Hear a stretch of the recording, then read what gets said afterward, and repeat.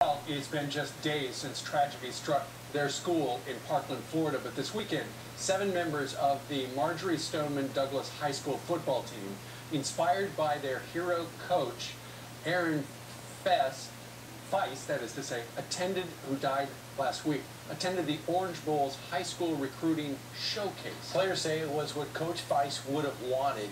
Rob Schmidt spoke to the team about the event and their coach and his legacy.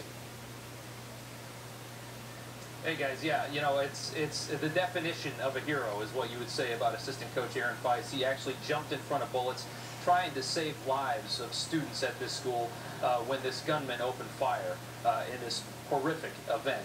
And over the weekend, there was a combine for football players here, a chance to get a scholarship and move on to college. And these kids had a choice to make about whether or not to go out there and try to do this after the week that they had had. They made the decision the night before saying that this is what Coach Feis would have wanted. Coach Feis would have been here today. Cool. Coach Feis is everywhere we were. If we were somewhere, he was there. Not having him here, it looks like from what I saw, you guys still played your hearts out on this field. I think that these guys knew that's what he would want them to do. You know, he would want them to come out and like he would say, ball out and give everything you had, not only just for ourselves, but to support Douglas High School and our whole community. We're not going to quit. We're not going to lay down. We're going to stay strong, and we're going to keep doing what we do. How proud are you of these kids? Oh, my Lord.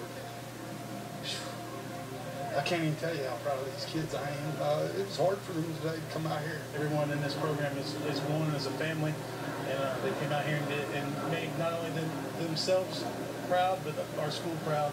Coach Feis, tell me something you loved about him. Give me a good story. He was just a great guy. He cared about everyone and everything. I don't know. I'm honestly just speechless about everything. He was shocked. You know, be expecting him to go back, but this is my outlet right here. We have some strong gun men around us, and we just got to keep pushing, keep helping each other out, being there for each other. I knew Coach Feis would want me to come out here, right? Yeah. I knew, so I had to come out here to support, and I had to make it towards him. So I came out here and balled out. It's only for them, though. How was it today? It was good, doing what we love, and he loved it too, so he would have wanted us to come out here. And I feel like he's not really gone. He's more here with us in my heart. Every time we get on the field, he's there. I kind of came out here, you know, was kind of rethinking it. I was like, I walked out on the field and I was like, well, this kind of hurts because I don't see, you know, my big man standing. Because he was actually supposed to come to this. If he could have told you whether or not to do this, you think he would have said, get your butt on that field and go play? He would have said no question. And if we even talked about us not going, he would have been very, very, very upset. Everybody loved him. He was probably one of the greatest men I've ever met. And I'll keep saying that until the day I die, that he's one of the greatest men I've ever met. I want some prayers to the families. I have every single victim on my shoe. That's Coach Hickson, yes, that's our athletic director. Right.